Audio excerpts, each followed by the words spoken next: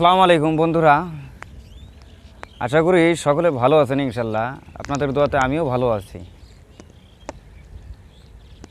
যাই হোক, বৃষ্টি এখন শেষ, একেবারেও শেষ না, একেবারে অল্প অল্প বৃষ্টি পড়তেছে। যাই হোক, বৃষ্টির ভিতরে কথা বলি। বৃষ্টি পরে একটা আনন্দ, একটা উল্লাস, ভালো লাগার মতো জিনিস, ঠিক আছে। আমি কিন্তু সাইকেল চালাচ্ছি, এই যে দেখতেছেন, আমি কিন্তু সাইকেল চালাচ্ছি। যাই হোক, এখন যাবো লেফট সাইডে। আমি লেফট সাইডে যাওয়ার একটা কারণ আছে। কারণটা হচ্ছে কি, কারণটা হলো এই সাইডটা না, রাস্তাটা একবারে নীরব, যেখানে কথা বলতে খুবই ভালো লাগে, আর ভিডিও বানাতে তো তার থেকেও দ্বিগুণ ভালো লাগে। যাই হোক, যেটা বলছিলাম, প্রত্যেকটা মানুষের জীবনে এক একটা অশান্তি আছে। যেই অশান্তিগুলা আপনার সবাইকেই ভোগ করতে হয়। আমি বেশি কথা বলবো না, অল্প কিছুই কথা বলবো, একটু ধৈর্য ধরে সবাই শুনবেন, ভালো লাগবে ইনশাল্লাহ। তো যাই হোক, আমি আমার কথা বলি। প্রত্যেকটা মানুষের জীবনে না এক একটা অশান্তি আছে। এই অশান্তিগুলোকে না আপনার ভোগ করতে হবেই। আপনি যতই সেগুলোকে এড়িয়ে চলতে চান, আপনি প্রত্যেকটা অশান্তি ভোগ করতেই হবে, এটা 100%। ছোট্ট একটা উদাহরণ, আমি পরশু রাতে একটা নাটক দেখি। নাটকটায় একটা ছেলে আর একটা মেয়ের একটা রোমান্টিক কাহিনী ছিল গল্পটা। তো ছেলেটা কী করলো, আমি মাঝখান থেকে বলি যে ছেলেটা কী করলো, যে যে মেয়েটা ছিল, মেয়েটাকে একটা গোলাপ ফুল, ছোট্ট একটা গোলাপ ফুল মেয়ে ভালোবাসতো, তো গোলাপ ফুলটা দিছে। মেয়েটা বললো কি, আমি খুব লাল গোলাপ ফুল ভালোবাসি। তো ছেলেটা অতটা আর বুঝতে পারে নাই, সে বলল যে লাল গোলাপ ফুল ভালোবাসে, গোলাপ ফুল তো গোলাপ ফুল। সে ছোট্ট দেখে হালকা পাকা একটা গোলাপ ফুল নিয়ে গেল। ছেলেটা বললো এটাতেই হবে। যখন মেয়েটার কাছে নিয়ে যায় প্রপোজ করার জন্য, মেয়েটার না গোলাপ ফুলটা পছন্দ হয় নাই। এখন আসেন কি জন্যে, সে বলছিল যে লাল গোলাপ ফুল। এখন গোলাপ ফুল যখন ছোট থাকে, হালকা একটু সাদা সাদা থাকে পাপড়িগুলো, আপনারা হয়তো খেয়াল করবেন যারা গোলাপ ফুল দেখছেন। তো আপনি দেখেন, যেটা ফুল সেটা ফুলই, ফুলটা গোলাপ। হয়তো কিছুদিন হলে এই ফুলটা বেশি লাল হতো। এখন বলতে পারেন যে উদাহরণটা কোথায়, যে কোনো মানুষ দেখেন, যার যেটা বয়স, সেই বয়সের আগেই সে অনেক কিছু করতে চায়, অনেক কিছু করতে চায়। যে বয়স তো সে ভাবে যে এখন আমি অনেক বড় হয়েছি, এখন আমার এটা করা উচিত, ওটা করা উচিত, অমুক সমুক অনেক কিছু বলে। কিন্তু যখন সে করতে যায় পারে না। সেমে গোলাপ ফুলটার মতোই, সে চলে যায়, সে এটা করবে ওটা করবে, কিন্তু সে পারে না। এটার কারণ সেমে গোলাপ ফুলটার মতোই, সে নামে গোলাপ, জাতেও ফুল, দেখতে সুন্দর, কিন্তু ওই যে ওর বয়সটা যে হয়নি, যে ও যদি আর কয়েকটা দিন গাছে থাকতো ও কিন্তু লাল হইতো। ওর বয়সটা কম থেকে হালকা পাপড়িগুলো সাদা ছিল, যে কারণে এই গোলাপ ফুলটা মেয়েটার পছন্দ হয়নি। তো যাদের মধ্যে এই ধৈর্যটা নাই, তারা ভাবে যে আমি এটা করতে পারবো ওটা করতে পারবো, কিন্তু ধৈর্য যদি না থাকে সে কিছুই করতে পারবে না, এটা আমি 100% গ্যারান্টি। তো এইবার আসি মেইন পয়েন্টে, যেটা আমি বললাম যে প্রত্যেকটা মানুষের লাইফে অশান্তি থাকে। এবার অশান্তিগুলো কি, আপনি ধরেন যে একটা বিয়ে করছেন, বেশিরভাগ ক্ষেত্রে বিবাহিতদেরকে দিয়ে আমি এই উদাহরণটা দিই। আপনি ভাবেন যে আপনি বিয়ে করছেন, বউ আছে, বাচ্চা আছে, ঠিক আছে। প্রায় বছরখানেক আগে আমার এক পরিচিত আঙ্কেল, উনি ফ্যামিলি আমাকেই বলছিল যে যখন টাকা কামানোর বয়স ছিল তখন চিন্তা করলাম এখন আর টাকা কামাইয়া কী করবো, এখন তো কেউ নাই, এত টাকা কামাইয়া কাদের খাওয়াবো। তো যখন টাকা কামানোর বয়স ছিল তো ওই বয়সে বিয়ে করছে।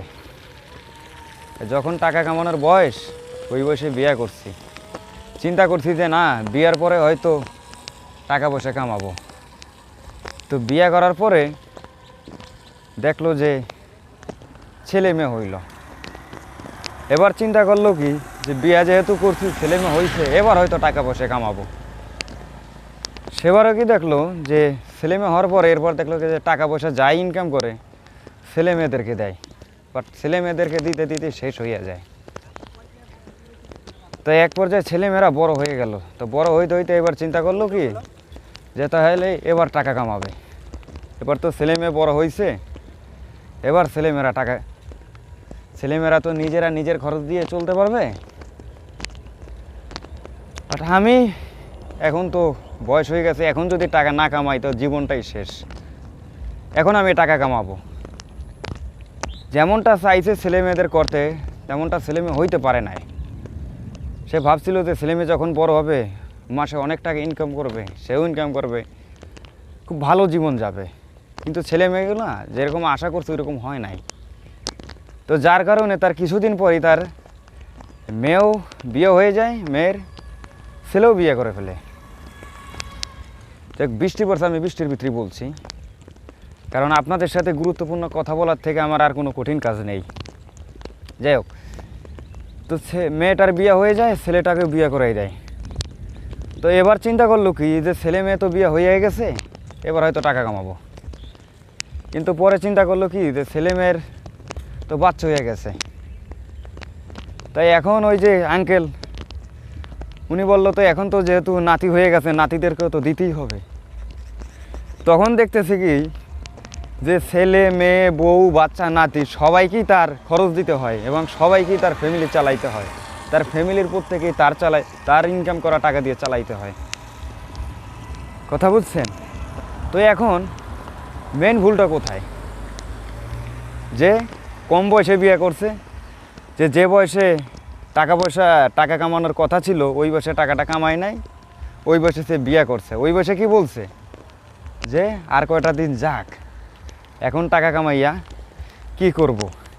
যাই হোক, এখন পুরোটা বৃষ্টিতে ভিজলে তো আর হবে না, গায়ে জ্বর আসবে। আমি একটা সেফ জায়গায় যাই, আমি এখানটায় এই ঘরের ভিতরে যাই ছাউনিতে, যাতে বৃষ্টি থেকে কিছুটা হলেও রক্ষা পাওয়া যায়। তারপরে আমি আপনাদের সাথে শেয়ার করি। যাই হোক, আসলাম। হ্যাঁ, এবার বলি কাহিনীটা। তারপরে চিন্তা করলো কি যে এবার তো ছেলে মেয়ে বড় হয়েছে, এবার হয়তো টাকা কামাবো। ছেলে মেয়ে যখন বড় হয়েছে এবার দেখতেছি কি ছেলে মেয়েকেও তার টাকা দিয়ে চালাইতে হয়। মেয়ে বিয়ে হয়ে গেল, ছেলেও বিয়ে করাইলো। এবার দেখলো কি না, মেয়ে যে বিয়ে দিয়েছে মেয়ের জামাইকেও তার টাকাতে চালাতে হয়, বাট ছেলে যে বিয়ে করাইছে ছেলের বউকেও তার টাকাতে চালাতে হয়। এরপরে ছেলের বাচ্চা হলো, তাহলে তার কি হলো, নাতি।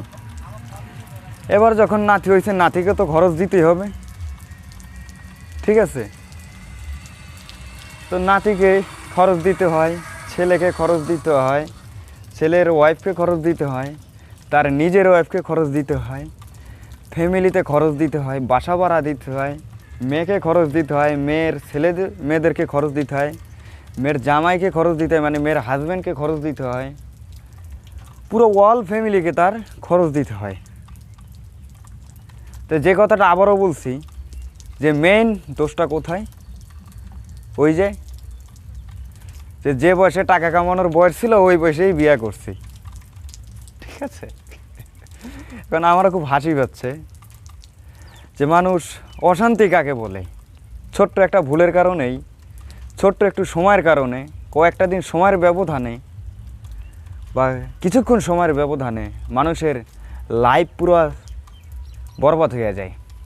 যেমন উদাহরণ এই আঙ্কেলটা, ঠিক বাস্তবে এমন অনেক মানুষের জীবন এরকম হয়। আমার নিজের চোখে দেখা যে আমার এই প্রায় আমার থেকে আমার ছোটো ভাই, বলতে গেলে আমার এলাকারই ছোটো ভাই, বয়স খুব কম, 15 বছর বয়সে ছেলেটা বিয়ে করছে।